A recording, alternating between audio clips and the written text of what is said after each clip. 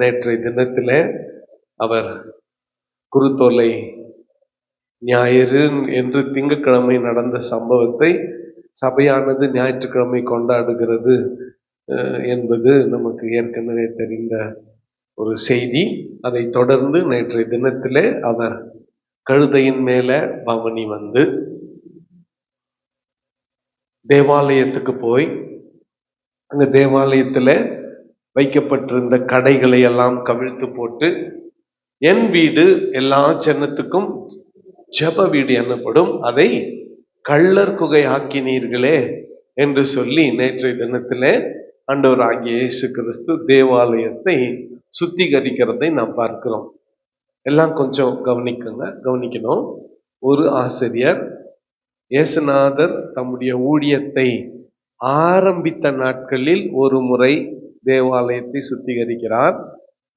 இன்னொரு ஆசிரியர் இயேசு தம்முடைய ஊழியத்தை முடிக்கும் பொழுது தேவாலயத்தை சுத்திகரிக்கிறார். இருவேறு சம்பவங்கள். 2 முறை ஆண்டவராகிய இயேசு கிறிஸ்து தேவாலயத்தை சுத்திகரிக்கிறார். இதை சற்று நாம நினைவிலே வைத்துக் கொள்ள வேண்டும். இப்பொழுது அவர் தம்முடைய ஊழியத்திற்கு நிறைவான முடிவு பெறும்படியான காலகட்டத்திலே தேவாலயத்தை சுத்திகரிக்கிறதை நாம் பார்க்கிறோம்.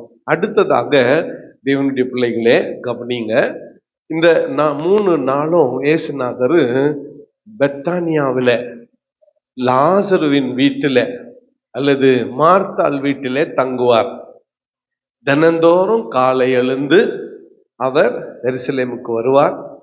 பொழுதெல்லாம் பகலெல்லாம் எருசலேமில் இருப்பார், தேவாலயத்தில் காணப்படுவார். மாலை வேலை வந்ததும் மறுபடியும் மலையிலிருந்து இறங்கி போய் மார்த்தாள், மரியாள், லாசரு வீட்டில் தங்குவார். அடுத்து கவனிக்க வேண்டிய ஒரு செய்தி சங்கதி, இயேசுநாதர் இவ்வளவு அடிக்கடியா எருசலேமுக்கு போக வேண்டிய காரணம் என்ன? You can comments.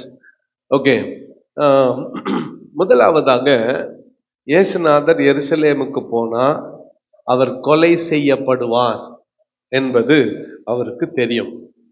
அதாவது பஸ்கா இரவன்று அவர் கைது செய்யப்பட்டு வெள்ளிக்கிழமை அவர் பஸ்கா நிறைவு பெறுவதற்கு முன்பதாகவே இயேசுநாதர் சிலுவையிலே அறையப்படுவார் என்று அவருக்கு தெரியும். அப்படியானால் நீயும் நானும் ஒரு குறிப்பிட்ட இடத்துக்கு போனா நம்மை கொன்று போடுவார்கள் என்று நமக்கு முன்கூட்டியே தெரிந்தால் என்ன செய்வோம்? ஒன்று, அந்த இடத்துக்கு போகவே மாட்டோம். 2வது, அப்படியே கட்டாயமா போனோம்னா பெரிய படை பலத்தோடு போவோம். இல்ல, நமக்கு எந்த உயிர் சேதமும் ஏற்படாதபடி போவோம். ஆனால் ஆண்டவராகிய இயேசு கிறிஸ்து இந்த உலகத்தில் வந்ததின் நோக்கமே நம்முடைய ஜீவனை கொடுப்பதற்காக.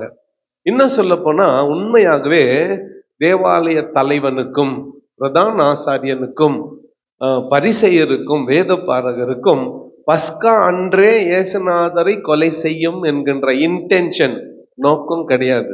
காரணம் என்னன்னா, பஸ்கா ஆசரிக்க திரள் கூட்டமான ஜனங்கள் எருசலேமுக்கு வந்திருக்கிறார்கள். ஜனங்கள் எல்லாம் இயேசுவை பெரிய தீர்க்கதரிசி என்று நம்புகிறார்கள். ஜனக்கூட்டம் இருக்கிற நேரத்துல அவரை கொலை செய்யக்கூடாது. ஜனங்கள்லாம் பண்டிகை ஆசரிச்சு திரும்பி போயிட்ட பிறகு ரகசியமா அவரை கொலை செய்து விடலாம் என்பதுதான் அவர்களுடைய திட்டம். ஆனால் இயேசுநாதர் அந்த திட்டத்தை முறியடித்து இவரே அவர்களை தூண்டுகிறார். பஸ்கா அன்றே அவர் மரிக்க வேண்டும் என்பது தேவ திட்டம். ஆகவே இவரை சிலுவையில் அறையும்படியான ஒரு சூழ்நிலையை இவரே ஏற்படுத்தி கொடுக்கிறார். எப்படி? தினந்தோறும் யார் அவரை கொலை செய்யணும்னு நினைக்கிறாங்களோ அவங்க முன்னாலே போய் நின்னுகிறார்.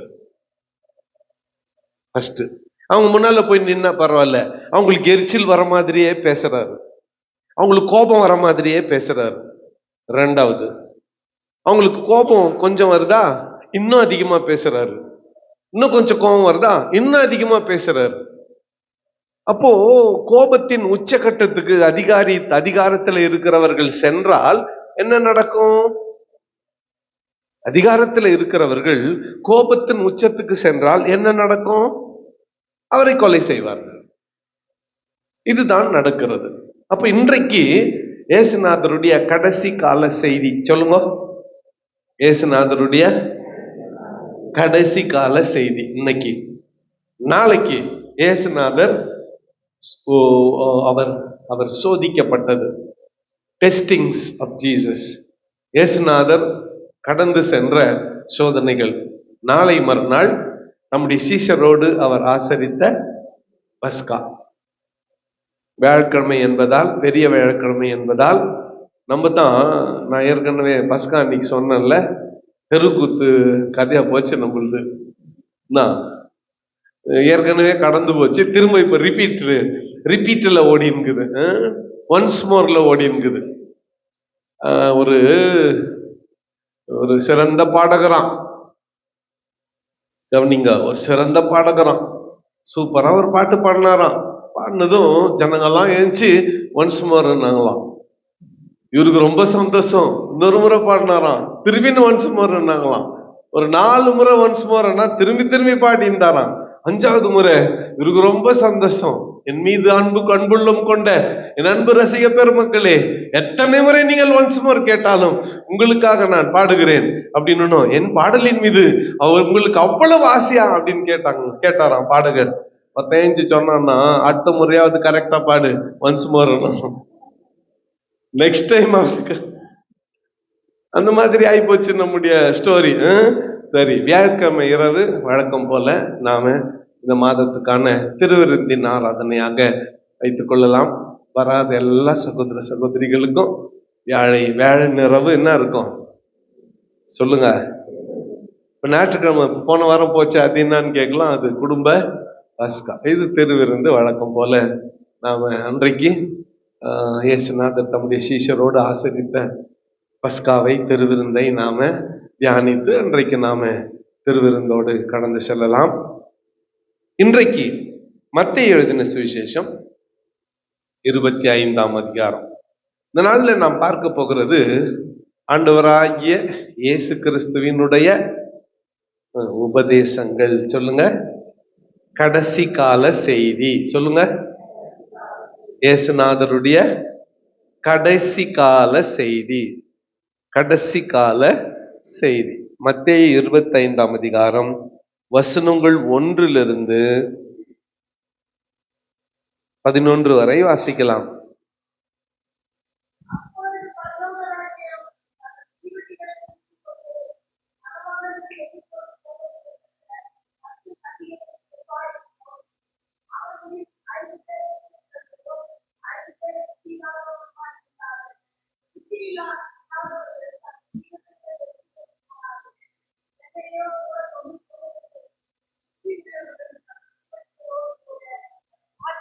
எண்ணெயும் கொண்டு போனார்கள். மணவாளன் வர தாமதித்த போது அவர்கள் எல்லோரும் நித்திரை மயக்கம் அடைந்து தூங்கிவிட்டார்கள். 6 - 10 வரை இன்னொருத்தர் வாசிக்கலாம். 11ஆம் வசனம் எல்லாம் சேர்ந்து வாசிக்கலாம். மணவாளன் வருகிறார், அவருக்கு எதிர்கொண்டு போக புறப்படுங்கள் என்கிற சத்தம் உண்டாயிற்று. அப்பொழுது அந்த கன்னிகைகள் எல்லாரும் எழுந்திருந்து தங்கள் தீவட்டிகளை ஆயத்தப்படுத்தினார்கள். புத்தி இல்லாதவர்கள் புத்தி உள்ளவர்களை நோக்கி, உங்கள் எண்ணெயில் எங்களுக்கு கொஞ்சம் கொடுங்கள், எங்கள் தீவட்டிகள் அணைந்து போகிறதே என்றார்கள். புத்தியுள்ளவர்கள் பிரதியுத்தரமாக, அப்படியல்ல, எங்களுக்கும் உங்களுக்கும் போதாமல் இராதபடி நீங்கள் விற்கிறவர்களிடத்திற்கு போய் உங்களுக்காக வாங்கிக் கொள்ளுங்கள் என்றார்கள். அப்படியே அவர்கள் வாங்க போன போது மணவாளன் வந்துவிட்டார். ஆயத்தமாயிருந்தவர்கள் அவரோட கூட கல்யாண வீட்டுக்குள் பிரவேசித்தார்கள். கதவும் அடைக்கப்பட்டது. பின்பு மற்ற கன்னிகைகளும் வந்து, ஆண்டவரே, ஆண்டவரே, எங்களுக்கு திறக்க வேண்டும் என்றார்கள். 12 சேர்த்து வாசித்துக்கலாம். அதற்கு அவர், உங்களை அறியேன் என்று மெய்யாகவே உங்களுக்கு சொல்லுகிறேன் என்றார். ஆமென்.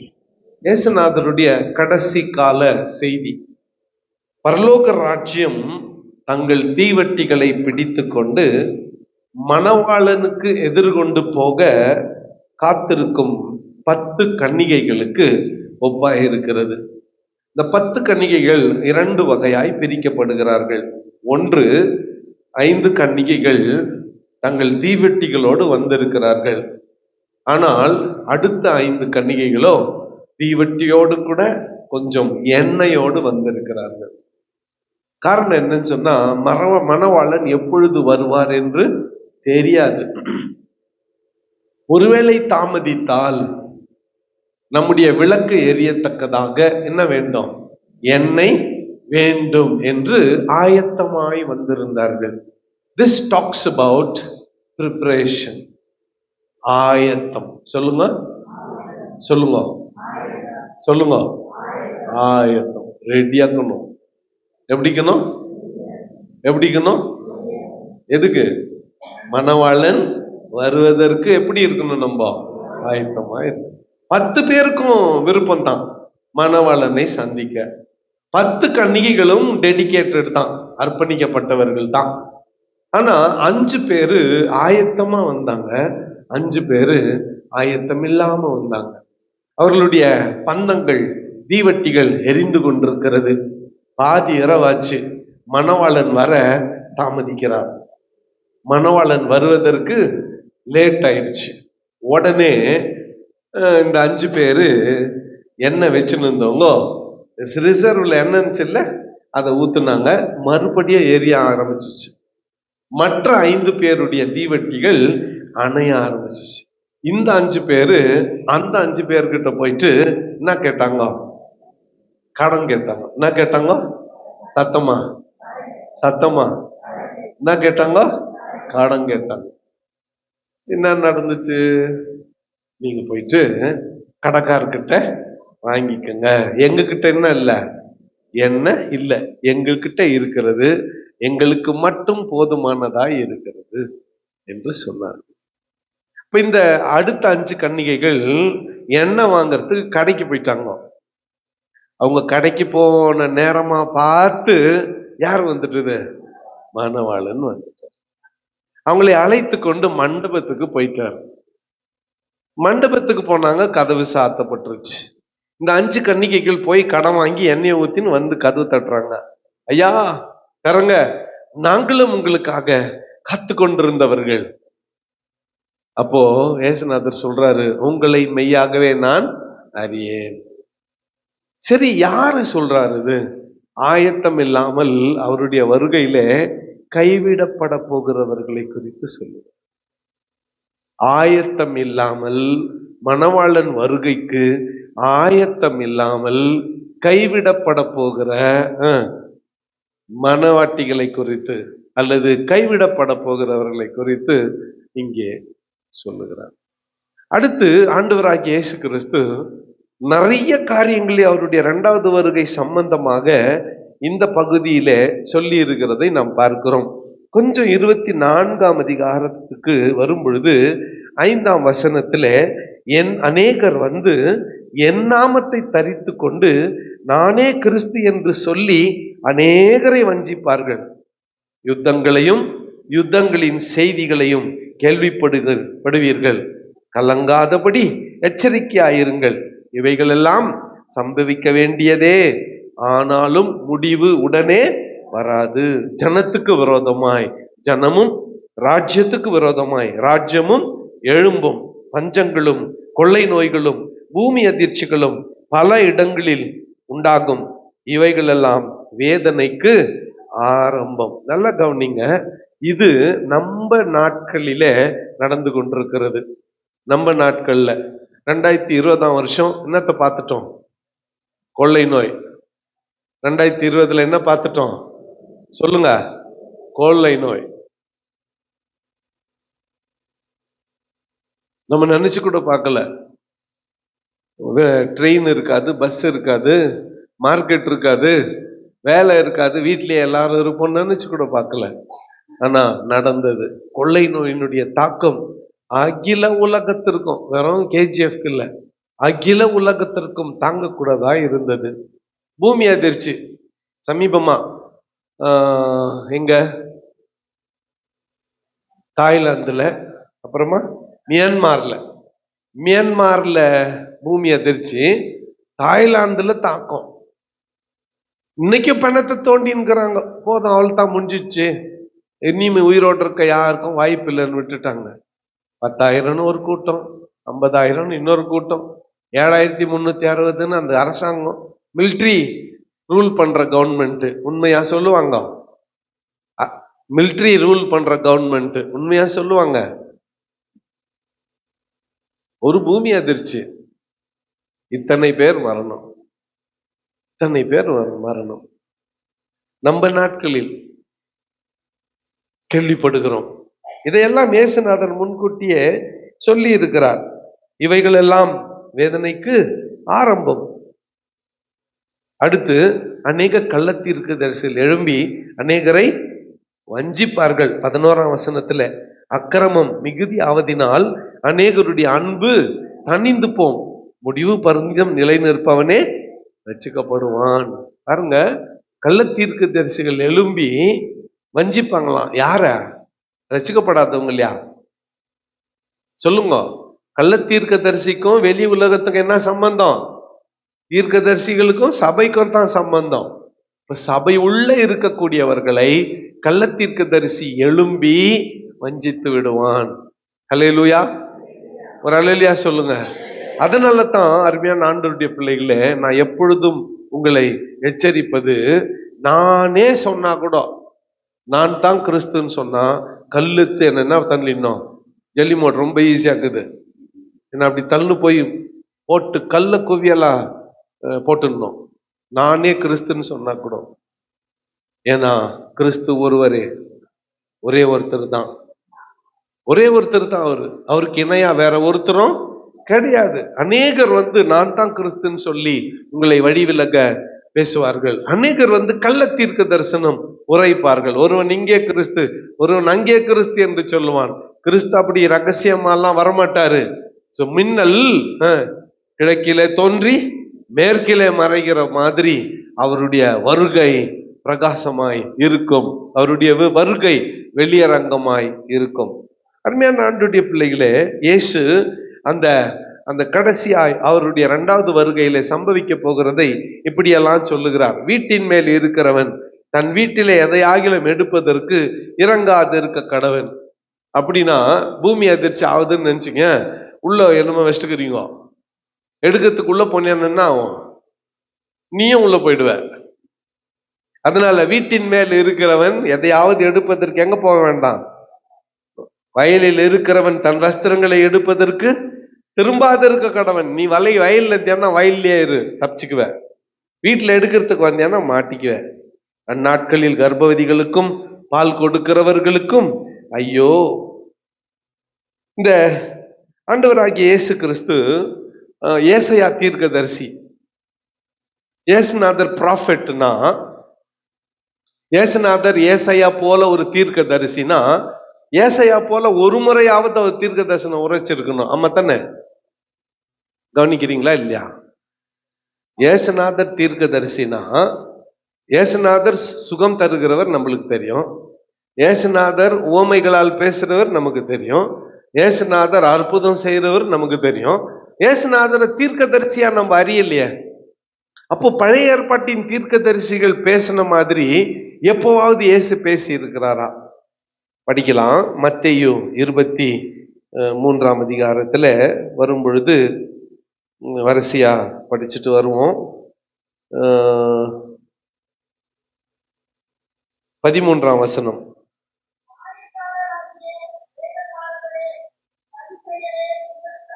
மாயக்காரராகிய வேத பாரகரே பரிசேயரே, உங்களுக்கு ஏன் மனுஷர் பிரவேசியாதபடி பரலோக ராஜ்யத்தை பூட்டி போடுகிறீர்கள், நீங்களும் அதில் பிரவேசிக்கிறதில்லை, பிரவேசிக்க போகிறவர்களை பிரவேசிக்க விடுகிறதும் இல்லை. 14ஆம் வசனம் எல்லாம் சேர்ந்து வாசிக்கலாம். மாயக்காரராகிய வேத பாரகரே பரிசேயரே, உங்களுக்கு ஐயோ, பார்வைக்காக நீண்ட ஜெபம் பண்ணி விதவைகளின் வீடுகளை பட்சித்து போடுகிறீர்கள், இது நிமித்தம் அதிக ஆக்கினை அடைவீர்கள். 15ஆம் வசனம். மாயக்காரராகிய வேத பாரகரே பரிசேயரே, உங்களுக்கு ஐயோ, ஒருவனை உங்கள் மார்க்கத்தானாக்கும்படி சமுத்திரத்தையும் பூமியையும் சுற்றித் திரிகிறீர்கள். அவன் உங்கள் மார்க்கத்தான போது அவனை உங்களிலும் இரட்டிப்பாய் நரகத்தின் மகனாக்குகிறீர்கள். 16ஆம் வசனம், குருடரான வழிகாட்டிகளே உங்களுக்கு ஐயோ. ம்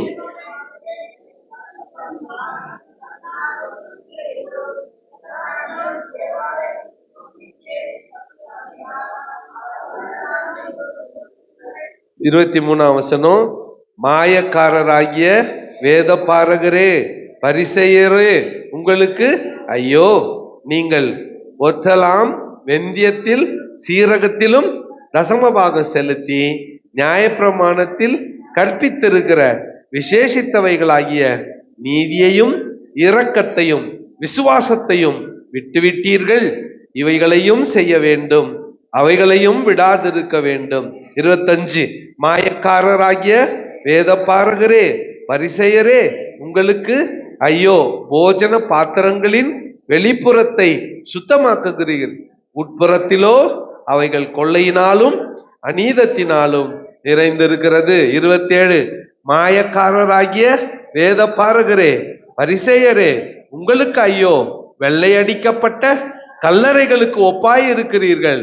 அவைகள் புறங்கே அலங்காரமாய் காணப்படும், உள்ளேயோ மரித்தவர்களின் எலும்புகளினாலும் சகல அசுத்தத்தினாலும் நிறைந்திருக்கும்.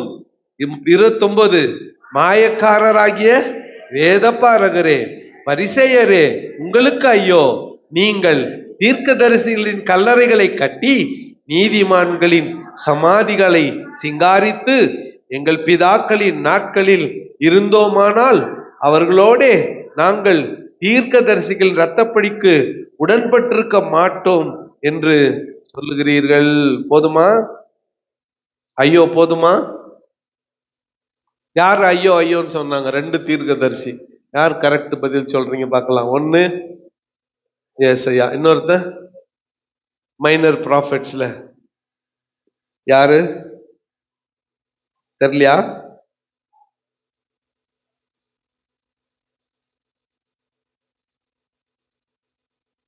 ஆமோஸா?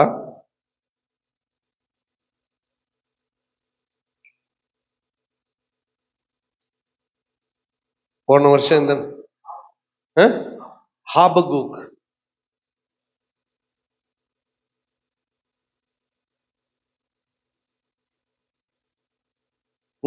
ஆபகுக் தீர்க்கதரிசி. 9ஆம் வசனத்தை வாசிக்கலாம். 2:9.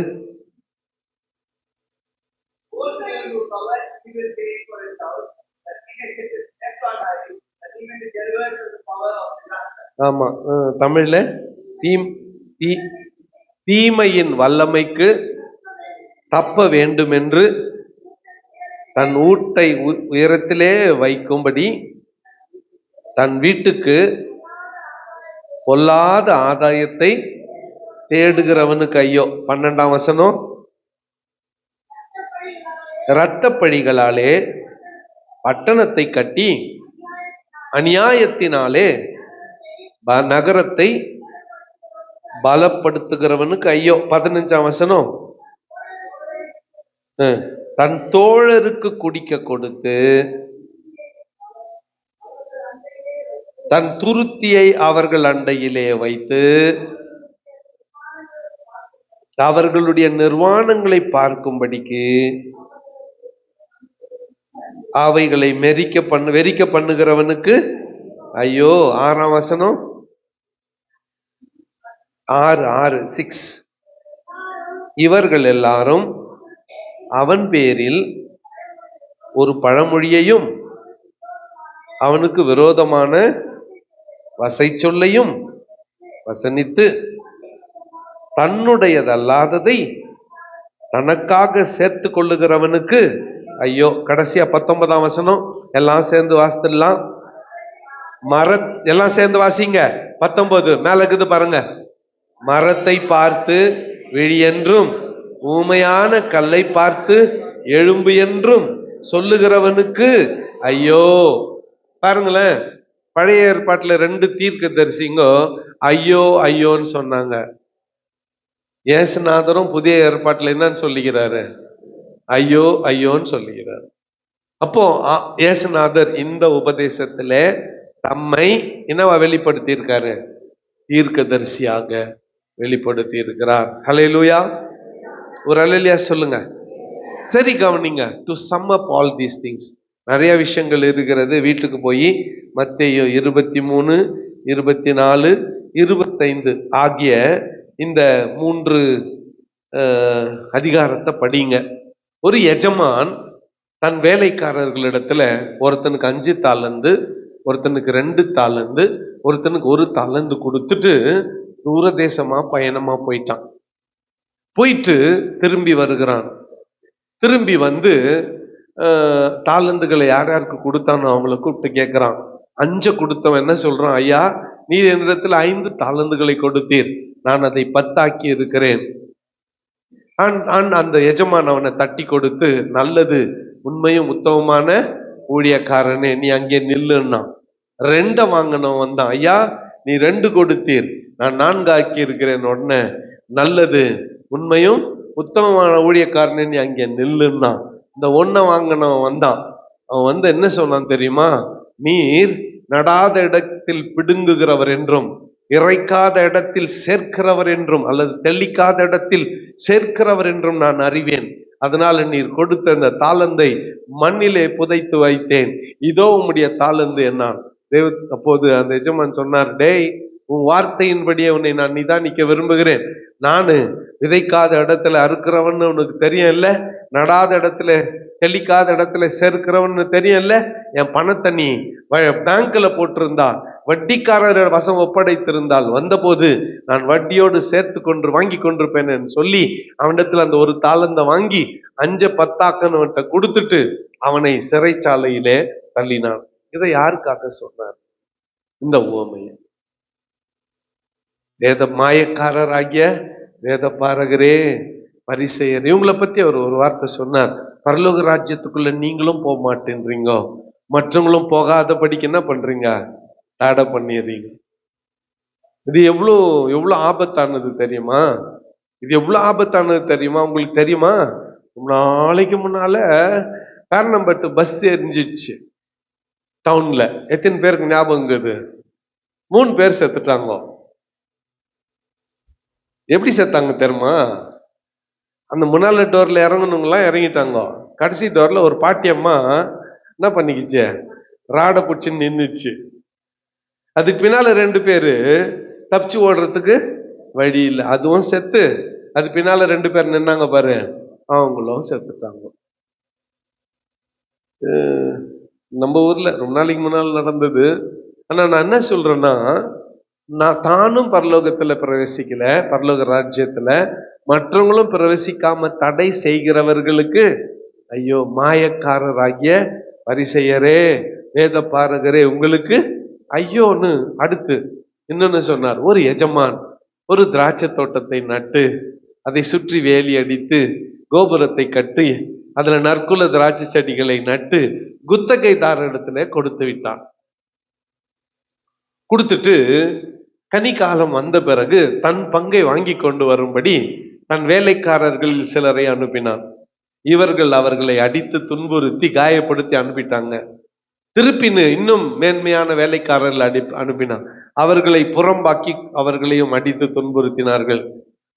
கடைசியா எஜமான் பார்த்தாரு, என்னுடைய ஒரே குமாரனை நான் அனுப்புகிறேன் அப்படின்ட்டு அனுப்பி வச்சார். தூரத்துல குமாரன் வருகிறான் என்பதை பார்த்த இவர்கள், இதோ இந்த நிலத்துக்கு அதிபதி வருகிறான், அவனை கொலை செய்து விட்டால் இந்த திராட்சை தோட்டத்தை நாமே எடுத்துக்கொள்ளலாம் என்று சொல்லி குமாரனை வெளியே தள்ளி அவனை கொலை செய்தார்கள். இயேசுநாதர் ஒரு கேள்வி கேட்கிறாரு, எஜமான் வரும் பொழுது அவர்களிடத்துல என்ன கேட்பார்? இது எப்போ? 2 நாள்ல இயேசுநாதரை எருசலேமுக்கு வெளியே தள்ளி கொலை செய்ய போறாங்க. இன்னைக்கு கேட்கிறாரு, எஜமான் அவர்களிடத்துல என்ன கேட்பார்? திராட்சை பழம் கேட்பாரா?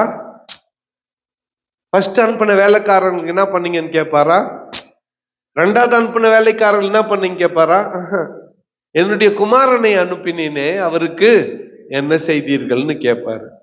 தம்மை குறித்தும் அவர்களை குறித்தும் தான் அவர்கள் சொல்லுகிறார்கள் என்று அவர்கள் அறிந்து பல்ல கடிக்கிறாங்க.